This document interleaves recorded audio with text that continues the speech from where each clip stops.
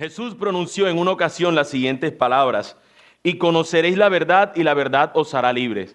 Y todos creo que hemos escuchado esa declaración, aunque no siempre haya sido en un ámbito religioso o en alguna iglesia. De hecho, si usted cogía por ahí por los lados cerca del colegio de Sofía Camargo, que tiene un montón de dibujos, el Inocencio Chincá, exacto, tenía esta declaración allí puesta, una imagen que representaba a Jesús.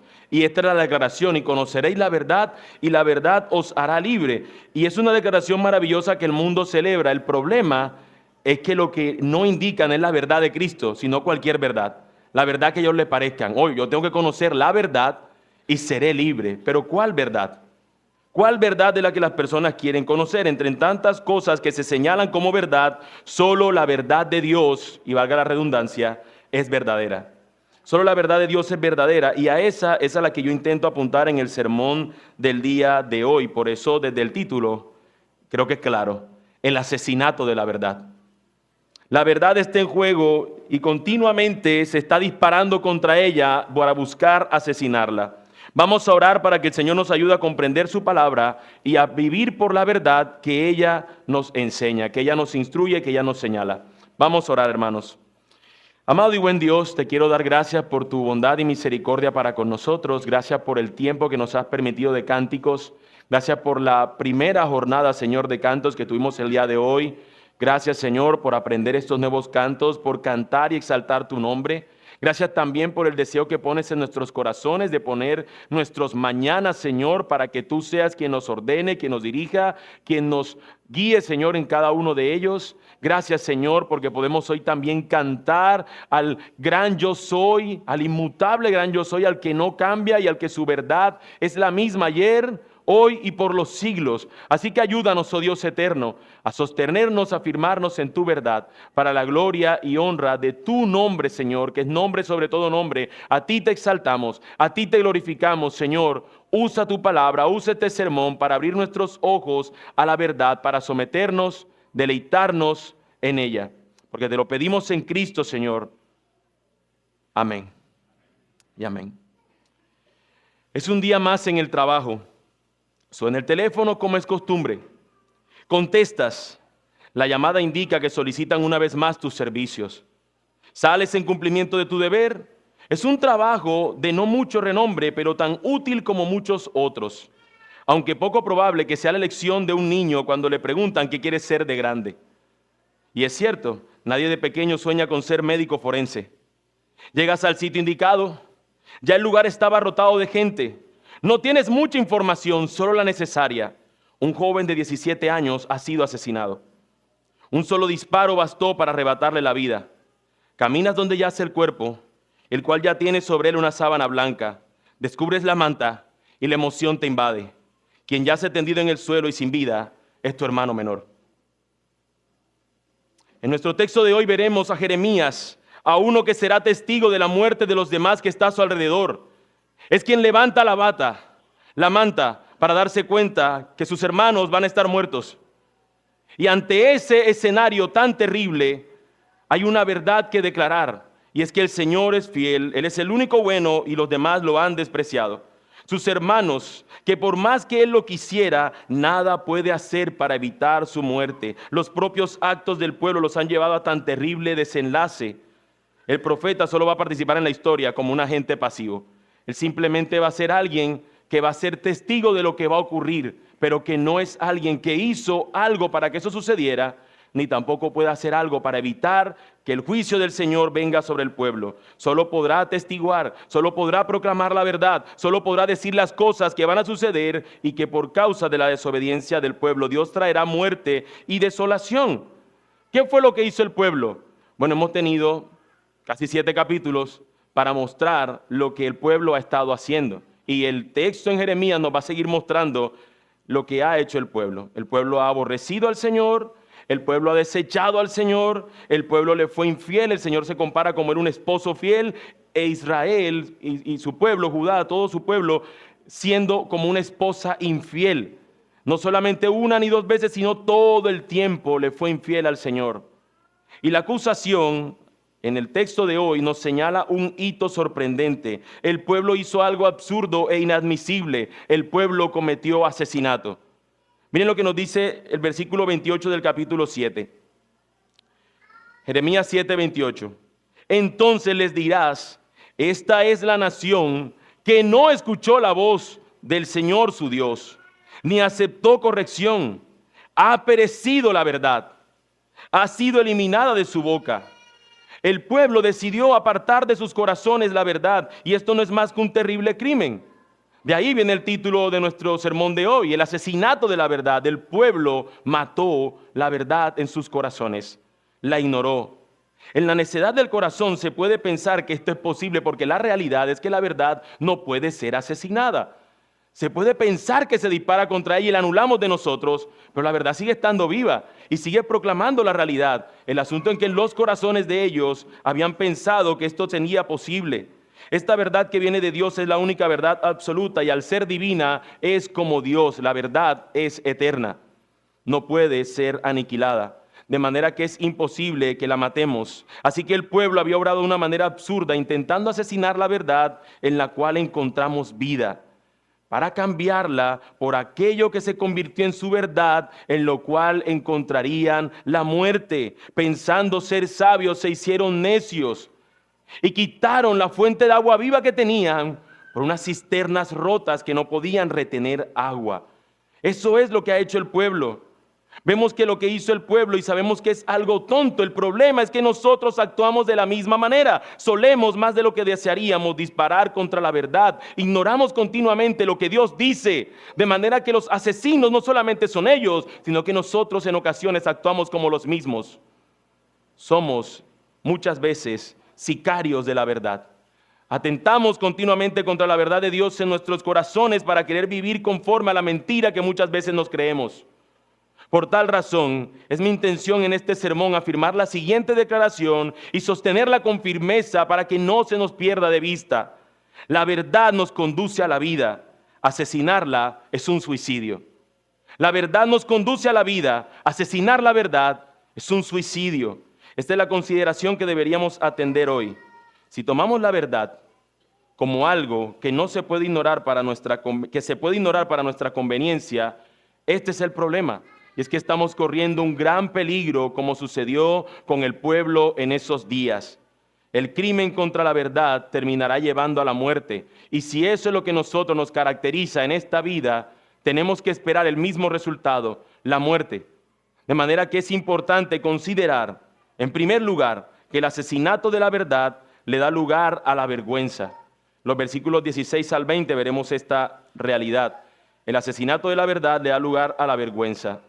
Versículo 16 del capítulo 7 nos dice, en cuanto a ti, está hablando el Señor a su profeta Jeremías, no ruegues por este pueblo, ni levantes por ellos clamor ni oración, ni intercedas ante mí, porque no te oiré.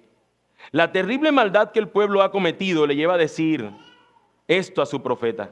Jeremías como profeta le va a ser quitado uno de los roles que tiene el profeta. El profeta tiene que anunciar lo que Dios le manda hacer, pero el profeta también sirve como un intercesor delante del pueblo, con unos lamentos ante el Señor por la situación de su pueblo. Y el Señor le está diciendo, no, solamente le vas a anunciar, pero no vas a interceder por ellos. No te voy a escuchar.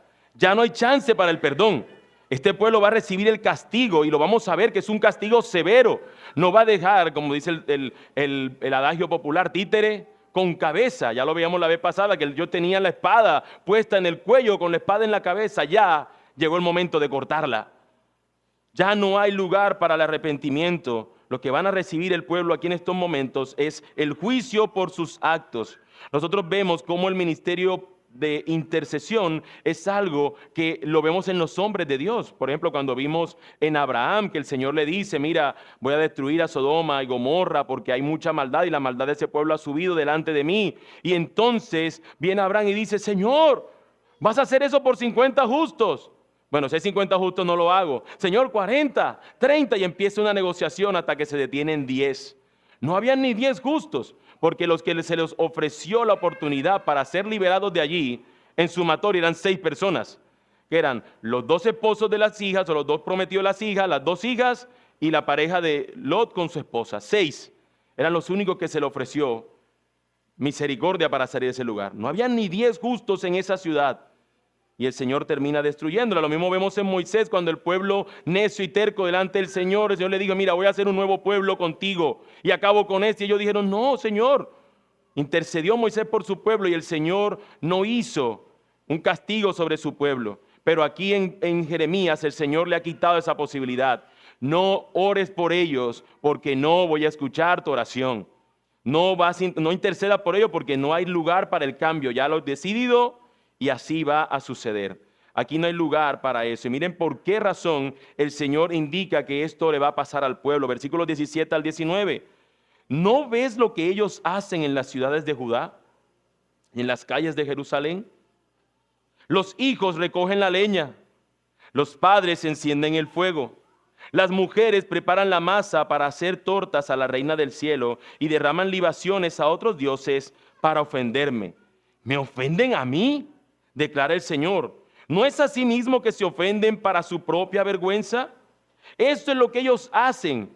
Ellos creen que con ofender al Señor, con lo que hacen, terminarán ofendiendo al Señor, pero nos dice el texto que lo que hacen es avergonzarse a sí mismos. Es para su propia vergüenza que ellos hacen esto. Lo que ellos han hecho es la raíz de todo esto, de desechar la verdad, de asesinarla. En la Escritura, el concepto de verdad, mis hermanos, está asociado a Dios y a las cosas que Dios hace. El concepto de verdad no es una verdad que le parezca a cada uno, no. Cuando la Biblia nos habla de verdad, es lo que Dios dice y quien Dios es. Esa es la verdad que nos habla la Escritura. De manera que cualquier otra cosa que parezca verdad, si no está asociada a la verdad de Dios, es entonces una mentira. Por eso encontramos en la Escritura declaraciones como Él es el Dios verdadero, asociado con la verdad. O declaraciones como que nos dicen que su palabra es verdad. Porque eso es lo que nos indica la palabra, lo que nos lleva a entender entonces que el pueblo lo que está haciendo aquí no es que se cansó de esta religión y cambió de religión, no. Cambiaron la verdad por la mentira y pensaron que adorar a otros dioses era lo más grandioso. Eso es lo que implica aquí la idolatría. La idolatría es respuesta a su abandono a la verdad. Al querer asesinarla de sus corazones, despreciaron al único sabio y verdadero Dios por ídolos y dioses falsos. Por eso la Biblia siempre nos habla de estos dioses falsos, ídolos falsos, porque son eso, no son verdad, son mentira. El único verdadero es Él. Ellos una vez más, retomo la idea que nos ha dicho en los capítulos iniciales Jeremías, prefirieron tomar una vasija rota para querer beber y saciar su sed, y se les ha derramado todo el agua, teniendo ellos una fuente de vida, fuente de agua inagotable. Este asesinato de la verdad por parte del pueblo los llevó entonces a practicar y deleitarse en la idolatría, que es una mentira. La idolatría es una evidencia de ese rechazo a la verdad. Y aquí la vemos explicada en las acciones de una familia de esa época. Noten cómo nos pone el ejemplo de una familia de manera cotidiana, cómo hacían. Los hijos recogían la leña. Los padres encendían el fuego. Las mujeres preparaban la masa para hacer tortas a la reina del cielo y derraman libaciones a otros dioses para ofenderme. Es decir, la familia de esa época se había sumido en la idolatría, en la adoración a otros dioses que no eran el Señor. Y los niños que tenían le decían, papá, vaya, busque la leña, que vamos a adorar a nuestro Dios. Y salía el niño, el hijo salía a buscar la leña. Y mientras tanto la esposa estaba preparando allí en un horno una torta. Y esta torta lo que representa es una adoración que se hacía. A través de esa torta era un sacrificio, era una ofrenda que se le presentaba a la diosa del cielo.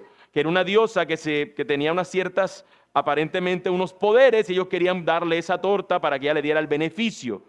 Y las libaciones que aquí nos hablan del vino es donde ellos eran derramado este vino en señal también de una ofrenda a su Dios particular.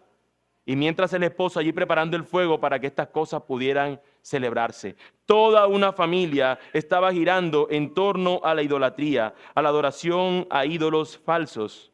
Algunos seguramente se está acordando de lo que vimos en clase en estos días de ser con el hinduismo, ¿no? Que veíamos cómo a su ídolo particular lo levantaban temprano, sonaban una campanita para que el ídolo se levantara, lo peinaban, lo alistaban, lo bañaban, lo perfumaban, le daban comidita. Y nos suena absurdo, mis hermanos, porque es fácil señalar a estos individuos de asesinos de la verdad, y a las familias que están aquí en el texto señalarlos, qué malos que son, qué idólatras que son. Pero ¿acaso no vemos hoy las mismas acciones que veíamos ayer?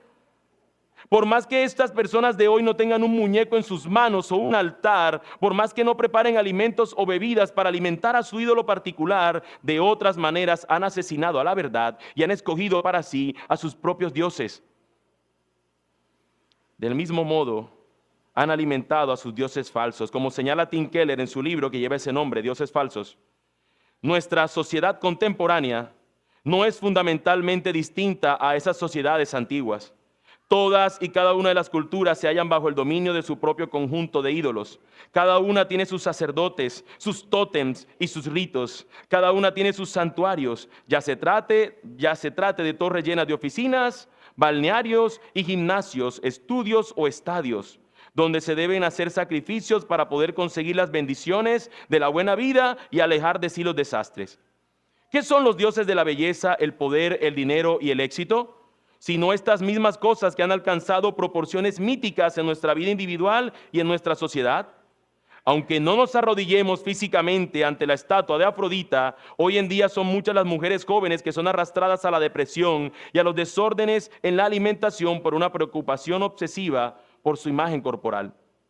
No quemaremos un incienso real en honor de la diosa Artemisa, pero cuando el dinero y la carrera son elevados a unas dimensiones cósmicas, estamos llevando a cabo una especie de sacrificio de niños, al descuidar nuestra familia y nuestra comunidad con el fin de alcanzar un nivel más alto en el mundo de los negocios y adquirir una riqueza y un prestigio mayores. Fin de la cita. Esa es una cuestión que nos atañe a nosotros. ¿Cuántos hogares no están siendo desamparados los niños porque el papá quiere tener la mejor vida posible para darle a esta familia? Es un sacrificio de estos niños. Los están sacrificando, aunque no los están llevando directamente a un altar. Pero hoy también vemos cosas peores. Cosas que estamos haciendo que persigan nuestras familias y las adoren. Y tenemos que preguntarnos eso. ¿Qué ídolos falsos estamos moviendo a los nuestros a abrazar? ¿Cuál es la leña que estamos llevando a que nuestros hijos busquen? ¿Cuál es la torta que le estamos diciendo a nuestras esposas que preparen? ¿Cuál es el fuego que nosotros estamos preparando? ¿Qué vino es el que estamos derramando en honor a otro Dios? ¿Qué mentira nos estamos creyendo? Como un amigo en estos días me dijo, tenemos que descubrir qué ídolo funcional estamos adorando en estos momentos para arrepentirnos y adorar a nuestro Dios verdadero. Tenemos que identificarlo.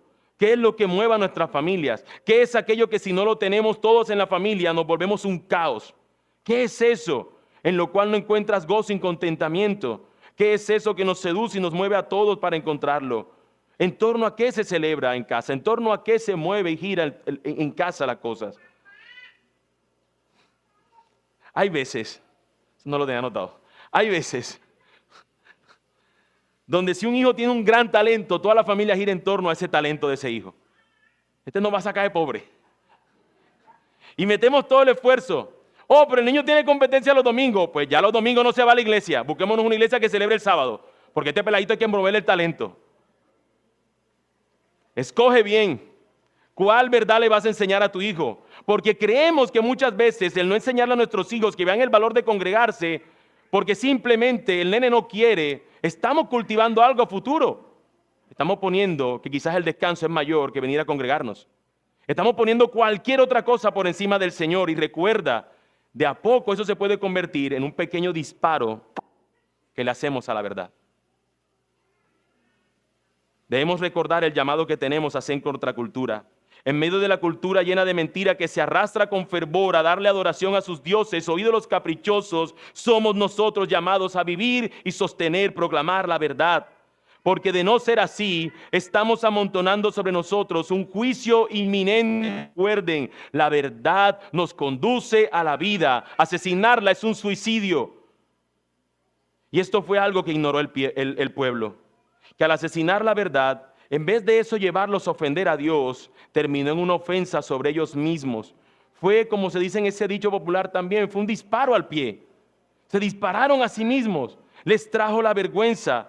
Y la vergüenza aquí no es simplemente a tener pena. La vergüenza aquí está asociada a la misma o a similar como con la sintió Adán y Eva en el jardín del Edén cuando pecaron contra el Señor, que sintieron vergüenza porque estaban desnudos. El sentido de vergüenza aquí es hacer aquello que es vergonzoso, aquello que delante del Señor es algo ofensivo y vergonzoso, aunque las personas digan, yo no estoy haciendo nada de malo. Oye, al contrario, todos los hombres quisieran ser como yo, dice el inmoral. Dice el fornicario, todo hombre quisiera tener más de una. Yo tengo más de una, yo soy lo que otros no pueden ser. Y él ve su conducta como algo bueno. Y delante del Señor está en pecado. Y delante del Señor eso no lo puede ver de otra manera sino pecado. Pero en su corazón, al asesinar esa verdad, él cree que se conduce en verdad, cuando está viviendo algo de mentira y está viviendo actos vergonzosos. Por tanto, versículo 20, así dice el Señor Dios, mi ira y mi furor serán derramados sobre este lugar, sobre los hombres y sobre los animales, sobre los árboles del campo y sobre el fruto de la tierra. Arderá y no se apagará. El juicio del Señor es inminente, porque el pueblo rechazó su verdad. Lo cambiaron a él y ahora recibirán su merecido. Lo más triste es que nosotros esperaríamos que el pueblo se detuviera allí, pero no sucedió así. Después de ellos traer vergüenza, de andar en vergüenza, eso los llevó a ser unos necios. Y es lo que vemos en segundo lugar. El asesinato de la verdad le da lugar a la terquedad. Lo veremos en los versículos 21 al 28. Retomemos por un momento la historia del médico forense que hablé al principio. Doctor Ramírez, le dijo el agente Pérez, hemos identificado al joven. Felipe Ramírez, pronunciaste con voz quebrada.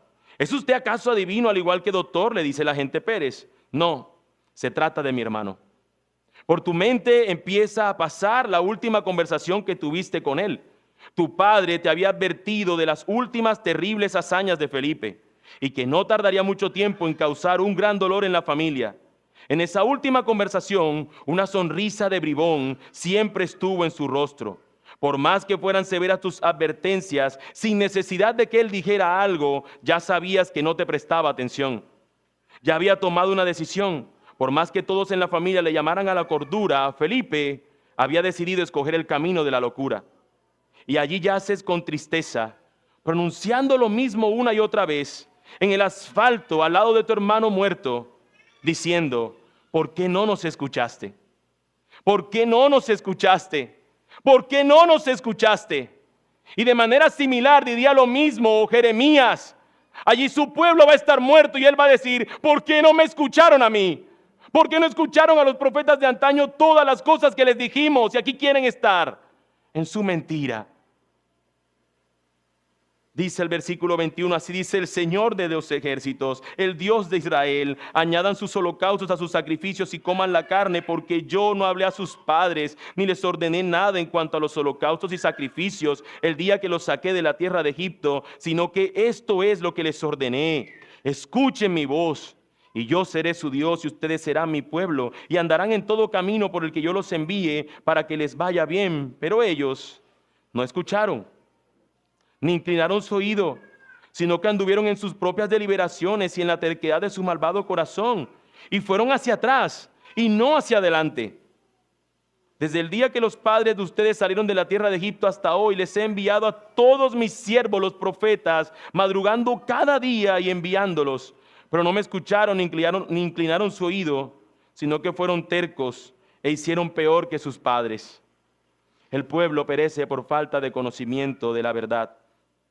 Pero esta verdad no le fue ocultada al pueblo. Esta verdad fue rechazada por el pueblo. La verdad fue asesinada y le dio lugar a la terquedad. El Señor les hace saber el tamaño enorme de su terquedad. Son peores que sus antepasados. Y esto, mis hermanos, es algo asombroso, porque nosotros siempre tenemos en mente que la peor generación que uno puede ver de gente necia y terca fue el pueblo del Señor en el desierto, cuando estuvieron en el Éxodo, que lo veíamos que continuamente el Señor hacía una cosa y ellos decían, no, ya estamos cansados del maná. No, tenemos sed, mejor nos hubiese sido ir a Egipto, allá no nos moriríamos. Y el Señor les daba agua. Oh, allá teníamos carne, toma tus codornices.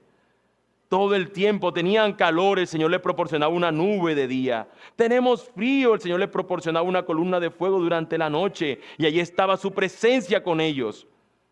Ahora, ¿por qué este pueblo es peor? Mis hermanos, porque este pueblo ya gozaba de la tierra que Dios le había prometido. Ya ellos estaban en la tierra que el Señor le había dicho que ellos habitarían y que fluía leche y miel. Así que las promesas que el Señor le había dado al pueblo del desierto, este pueblo ya estaba disfrutando de ellas. Por eso es peor, porque sus padres se quejaron, no tenían razón para quejarse, pero no estaban en la tierra que Dios les había prometido. Mientras que estos individuos sí. Y yo les pregunto, mis hermanos, porque delante de esta gente del texto de Jeremías, los del Éxodo son unos niños buenos. Pero la realidad también que quiero preguntarles, si el Señor les exige a ellos una mayor demanda y les dice que por causa de su desobediencia e idolatría son peores, ¿cuánto Dios pudiera exigirnos a nosotros que tenemos aún más revelación que el pueblo de los tiempos de Jeremías? Hoy Cristo, camino, verdad y vida, nos ha sido revelado. Las promesas que lo anunciaban ya se han cumplido. Así que nuestro compromiso con la verdad debería ser aún mayor. El hecho de nosotros hoy disfrutar de algo que siempre recordamos, y es la gracia, no nos hace a nosotros ajenos a vivir en la verdad. Por el contrario, es gracia y verdad. Tenemos que vivir conforme a su verdad y lo hacemos porque Él nos ha dado la gracia para hacerlo. Tanto en su proclamación como en su testimonio, el Señor le indica lo siguiente a Jeremías: les dirás pues todas estas palabras, pero no te escucharán. Los llamarás y no te responderán. Entonces les dirás: esta es la nación que no escuchó la voz del Señor su Dios, ni aceptó corrección. Ha perecido la verdad, ha sido eliminada de su boca. Estamos en un mundo de asesinos que disparan continuamente contra la verdad. De manera que aquellos que la aportan tienen que saber a qué se enfrentan, mis hermanos. No es a ser recibidos con agrado, sino a ser rechazados firme y contundentemente. Dios, y esto debe ser algo curioso para nosotros, Dios le quita a Jeremías la intercesión por el pueblo, pero no le quita el asunto de anunciar la verdad al pueblo. Tienen que anunciar la verdad, tienen que anunciar la verdad. Oh, pero esa gente terca no va a escuchar. Tienes que anunciar la verdad aunque no te escuchen. Tú le vas a decir eso, no te van a escuchar, pero tienes que anunciarla. Nuestro deber es ser proclamadores de la verdad, no ser aquellos que aseguran de que la gente va a creer la verdad. Nuestro llamado es a proclamarla. Y no sabemos, Dios no nos ha quitado el que nosotros no oremos por otro. Y no sabemos quién es el Señor va a obrar en el milagro que oramos al principio de la conversión, de la salvación de las almas. Pero nuestro llamado es a dar testimonio de la verdad. Aunque el mundo desprecie la verdad, los que vivimos conforme a esa verdad, somos llamados a dar testimonio de la misma. Y mis hermanos, el testimonio de la verdad no es solamente proclamarla, sino vivir conforme a ella. Así que es una doble vía que tenemos que nosotros tener en cuenta. Proclamamos lo que es cierto, pero vivimos conforme también a eso que es cierto. Porque si ellos son asesinos y viven en terquedad, porque ese es el producto del crimen que han cometido, asesinar la verdad de sus corazones. Pero si aún de esa terquedad ellos se arrepintieran, ellos tendrían la esperanza que nosotros tenemos en Cristo Jesús, la salvación que nos otorga Cristo. Así que por eso proclamamos la verdad, para que si el Señor en su misericordia obra conforme a sus decretos, entonces estas personas se acercarán a la verdad y ya no la despreciarán más, como tú y como yo nos sucedió un día, si es que somos de Cristo. Pero el pueblo, en lugar de arrepentirse, prefirió continuar viviendo en el engaño, dando lugar no solo a la vergüenza y a la terquedad, sino que lo que veremos ahora en tercer lugar, el asesinato de la verdad le da lugar a la abominación. El asesinato de la verdad le dio lugar a la abominación. Versículos 29 al 31. Leo el versículo 29. Córtate el cabello y tíralo, y entona una endecha en las alturas desoladas, porque el Señor ha desechado y abandonado a la generación objeto de su furor. Cuando alguien muere, las personas hacen duelo. Y esto es lo que está haciendo aquí Jeremías. El Señor le está diciendo: rápate la cabeza. Y Él se la va a cortar y va a soltar el cabello en señal del duelo que Él va a pronunciar por el pueblo. Al mismo tiempo Él tiene que pronunciar una endecha y se va a ir a un lugar solo para allí lamentarse, para hacer un duelo. Lo que está haciendo Él, y esto sí es un acto profético, no lo que muchas veces otros dicen, esto es un acto profético. Él está llorando antes de que los sucesos ocurran. Él está preparándose en duelo, está llorando porque el pueblo le va a venir la mortandad. Con esto está señalando los asesinos de la verdad. Ellos van a hacer lo que van a recibir, la muerte. La verdad no puede realmente ser asesinada, pero ellos al creer que sí, ellos son los que van a terminar muriendo. Recuerden, la verdad conduce a la vida, pero asesinarla es un suicidio. Quienes han cavado su propia tumba son aquellos aborrecedores de la verdad. Y el duelo aquí no es más que un acto que señala eso precisamente. Antes de que ellos lo hagan, el Señor les recuerda cómo en su maldad y abandono de la verdad hicieron actos tremendamente abominables. Ustedes en su maldad, en su aniquilamiento o intento de asesinato de la verdad, terminaron por hacer actos deplorables. Versículos 30 al 31 nos dicen: porque los hijos de Judá han hecho lo que es malo ante mis ojos, declara el Señor. Han puesto sus abominaciones en la casa que es llamada por mi nombre, profanándola. Y han edificado los lugares altos de Tofet, que está en el valle de Ben-Himón, para quemar a sus hijos y a sus hijas en el fuego, lo cual yo no mandé, ni me pasó por la mente.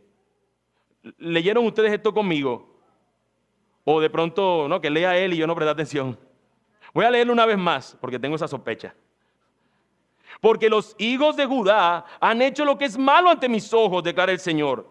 Han puesto sus abominaciones en la casa que es llamada por mi nombre, profanándola. Es decir, en el templo empezaron a hacer todas estas abominaciones. Pero dice, han edificado los lugares altos de Tofet, que está en el valle de Ben-Himón, para quemar a sus hijos y a sus hijas en el fuego, lo cual yo no mandé ni me pasó por la mente. Cogieron y edificaron un templo en un lugar alto y llevaban a sus hijos para ser allí sacrificados.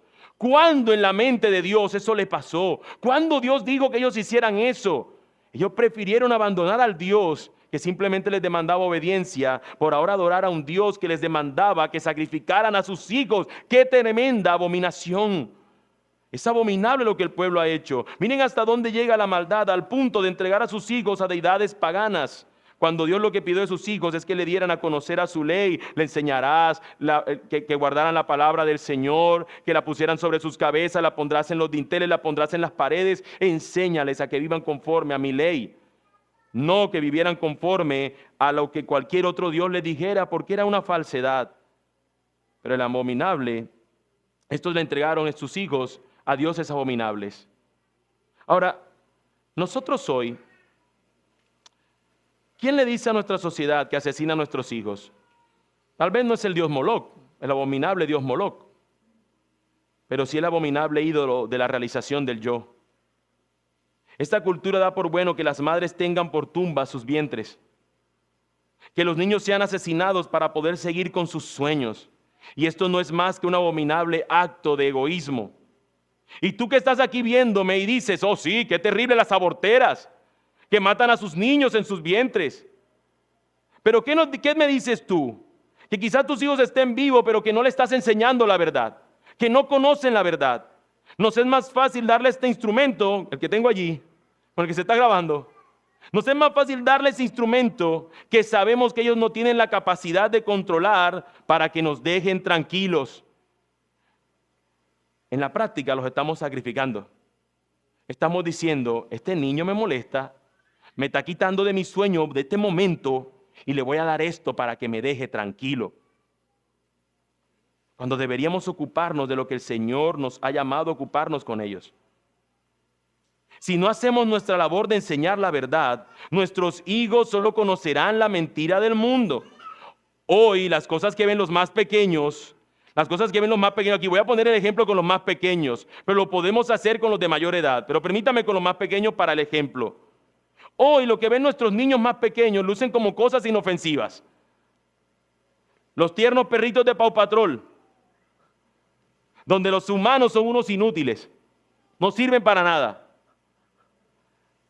La fea de Peppa Pig, que no es más que una representación de una niñita malcriada. El listo de Blaze, que no es más que un carro tramposo. Y así podría seguir, con Barney y su pandilla, con los Teletubbies y los que sean que existan de hoy. Esos son los muñequitos que ven nuestros más pequeños. No es una oda contra ellos mi programa, no estoy enfrentándome contra ellos. Es simplemente que tú y yo tengamos que reconocer, no puedo esperar que un Smart TV, que un smartphone le enseñe a mi hijo a ser smart, a ser inteligente, a que piensa, que razone. Es tu función y la mía como padres. Es nuestra labor, mis hermanos. No podemos esperar que el mundo sea quien nos enseñe, porque el mundo solamente conoce un camino, la mentira. Nosotros conocemos al Señor y su verdad. Somos nosotros los que tenemos que enseñar la verdad de Dios. Por tanto, debemos estar alerta, porque son los más pequeños por los que vienen. Si logran apartar a estos pequeñitos desde ahora del camino de la verdad, tendrán unos adeptos en el futuro para ellos. Fíjense cómo lo dice Ed Lambert. Ed Lambert tiene un libro, el cual es un libro para la lucha contra la pornografía. Y en este libro, ese autor tiene una dedicatoria. ¿A quién le quiere dedicar su libro? Y noten la dedicación de él. Para mis amados y preciosos hijos, Carson y Connor, un mundo malvado quiere esclavizar sus almas a la pornografía. La gracia de Jesucristo es lo único que les dará libertad. Mírenlo a él. Este padre está hablando de adultos con la lucha con la pornografía, pero él sabe que sus hijos también pueden ser presas de esto y por eso les habla. Mírenlo a él. Los prepara para que solamente miren aquel que es verdad, y nosotros como padres deberíamos precisamente luchar por lo mismo. Este pasaje nos muestra que si estos pequeños vivían, si estaban vivos los niños, el pasaje en Jeremías, los niños terminaban sirviendo para la idolatría. Traiga ya la leña. Pero si los niños morían, muchos de ellos lo habían hecho para ser entregados en sacrificio a ídolos falsos. Ya fuera que murieran o vivían, todos estaban metidos en la mentira. Nosotros como el pueblo de la verdad, mis hermanos, tenemos que guiar a los nuestros a la verdad. No pensar que la salvación es nuestra porque es del Señor, pero tenemos que hacer nuestra responsabilidad de predicarles a ellos la verdad y guiarlos hacia ella. Estamos en un mundo que sigue haciendo lo mismo. Y criar a los niños en la verdad de Dios es difícil ante tanto engaño que encontramos afuera. Pero recuerda, Padre, que estás aquí. No se nos llama a que señalemos cuán difícil es, sino a que seamos fieles en nuestra tarea en medio de lo difícil que es. Hagamos nuestra tarea. De lo más abominable en nuestros tiempos es que los más grandes, llamados a cuidar a los más pequeños, están llevando a estos pequeños a la muerte. No solamente en el aborto, sino también en actos pedofílicos, sino también en todo tipo de degradación sobre los más pequeños, porque si no mueren en edades tempranas, cuando crecen, son personas que han sido destruidas mentalmente y que piensan que cualquier adulto, cualquier persona que se les acerca, quiere abusar de ellos. En esa época fueron los niños quienes llevaron la peor parte por culpa de las mentiras en las que sus padres andaban, pero hoy sigue siendo lo mismo. Incluso escenarios donde veíamos que los niños antes eran apreciados, hoy nos damos cuenta que es todo lo contrario. Hasta hace unos meses atrás veíamos que una película que señalaba los horrores de la trata de niños, del abuso infantil, Hollywood dijo, no la vamos a transmitir. Aquellos que en teoría presentaban a los niños como algo bueno. Pero años atrás o tiempo atrás se habían dicho que una película donde se señalaba y se sexualizaba a las niñas, a esas sí dijeron, preséntenla, denle rienda suelta en todos los cines. Y hoy por hoy nos damos cuenta que esa misma gente está metida en un tremendo escándalo, muchos de ellos, que se celebraba por un magnate en una isla privada. Dentro del escándalo nos sorprendía un científico que no podía mover su cuerpo, pero que participaba también de estos mismos actos deplorables. Porque tenemos que entender algo, mis hermanos. Cuando el corazón no se ha entregado a la verdad, la mentira es lo que el corazón desea. En un mundo donde la falsedad impera, la abominación crece y son los más pequeños quienes se llevan la peor parte, nosotros tenemos que proclamar la verdad. No importa si el cuerpo de una persona está paralizada como la del científico, el corazón no lo está. Y el corazón es donde salen los malos deseos y las profanaciones. Así que el corazón de cualquier individuo es el que desea aborrecer la verdad y andar conforme a la mentira, para terminar despreciando la verdad al punto de asesinarla en sus corazones y entonces caer en esta espiral donde veíamos vergüenza, terquedad, ahora abominación y finalmente la muerte, que es a donde nos lleva la conclusión de este pasaje. El asesinato de la verdad lleva a la muerte. Leamos los versículos 32 al 34. Nos dice, por tanto, vienen días, declara el Señor, cuando no se dirá más Tofet ni valle de Ben-Himón, sino el valle de la matanza. Miren lo que está diciendo el Señor. En el valle de Ben-Himón, en Tofet, ellos pusieron un altar para sacrificar a los niños. Y ahora le está diciendo el Señor, ¿saben? Ya no se conocerá como eso. Ahora se llamará el valle de la matanza. ¿Por qué? porque enterrarán en Tofet por no haber otro lugar, y los cadáveres de este pueblo servirán de comida para las aves del cielo y para las bestias de la tierra, sin que nadie las espante. Estos asesinos de niños, estos que habían hecho todas estas abominaciones, ahora van a ser llevados al lugar donde hicieron sus abominaciones para ser ellos ahí muertos y entregados, y que las aves del cielo se los coman. Entonces haré cesar de las ciudades de Judá y de las calles de Jerusalén la voz de gozo y la voz de alegría, la voz del novio y la voz de la novia, porque la tierra quedará desolada. Se les acabó la risita, se les acabó la celebración. La mortandad que le vendría al pueblo sería tremenda por causa de su afrenta ante el Señor. Pero no queda allí. El castigo por la maldad no solamente era a los que estaban vivos. Miren lo severo que es el acto que ellos han cometido, y ahora se presenta aquí como algo simbólico. Versículos 1 al 3 del capítulo siguiente, del capítulo 8, nos dice: en aquel tiempo, declara el Señor, sacarán de sus tumbas los huesos de los reyes de Judá, los huesos de sus príncipes, los huesos de los sacerdotes, los huesos de los profetas y los huesos de los habitantes de Jerusalén. Los esparcirán al sol, a la luna y a todo el ejército del cielo, a quienes amaron y sirvieron, y a quienes siguieron, a quienes buscaron y adoraron. No serán recogidos ni enterrados, serán como estiércol sobre la superficie de la tierra.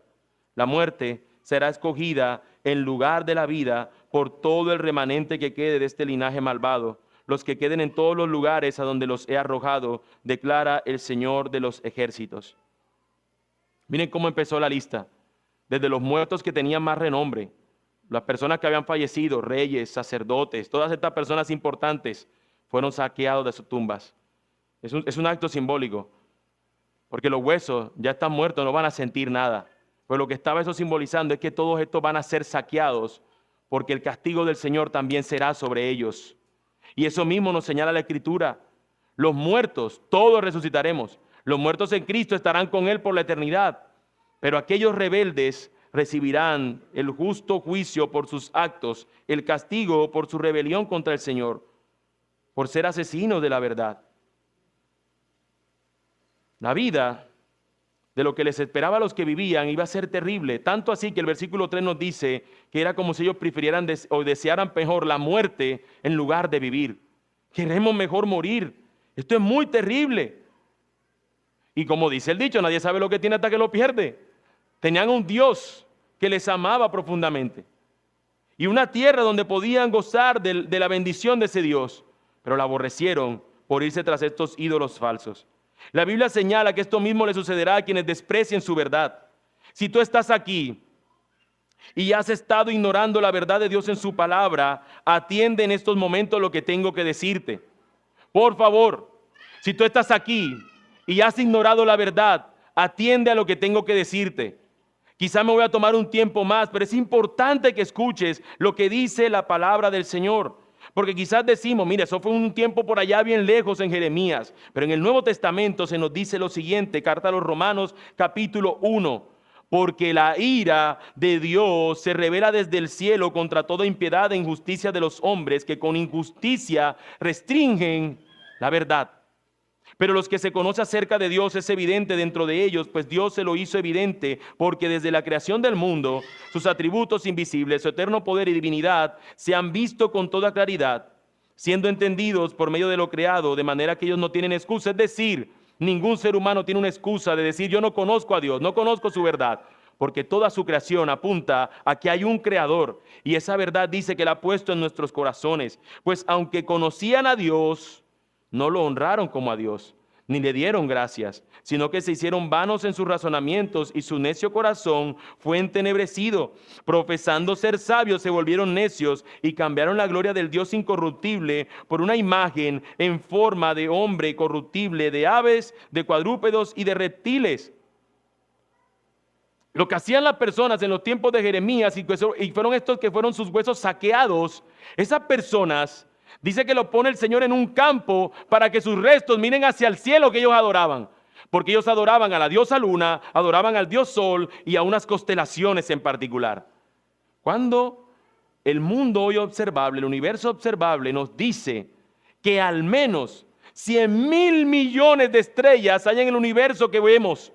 En lo que podemos ver hay 100,000 millones de estrellas, de cuerpos celestes, de astros.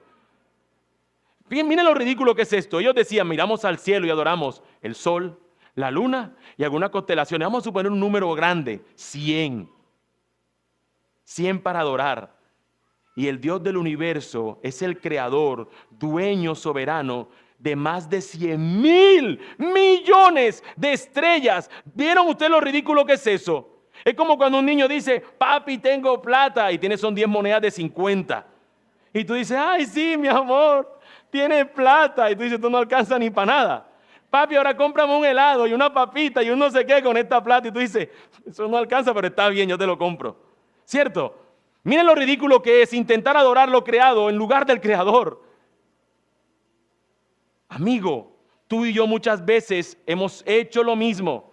Hemos adorado cualquier otra cosa creada fuera del Dios creador. Y eso es lo que el texto nos invita. Sobre el final de la porción, en el capítulo 2 del libro de Romanos, de la carta a los Romanos, nos dice que las personas solamente tienen un lugar a donde ir, en la cual puedan presentarse delante del Señor. Romanos 2, versículo 10 nos dice, pero gloria, honor y paz para todo el que hace lo bueno. Al judío primeramente y también al griego. Nos está diciendo alguien que hace lo bueno, pero en el versículo 16 nos lo dice más claramente. El día que, según mi evangelio, Dios juzgará los secretos de los hombres mediante Cristo Jesús.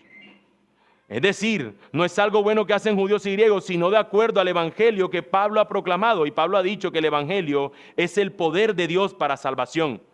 Del judío primeramente y también del griego. Es decir, toda persona encuentra en el evangelio la salvación. No es en cualquier otra cosa, sino en mediante Cristo Jesús es que nuestros pecados nos son perdonados.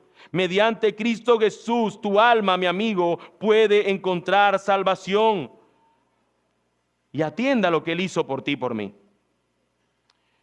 El texto nos dice en Jeremías que el Señor nunca en su mente le pasó pedirle a ninguna persona que fuera sacrificado a ningún Dios.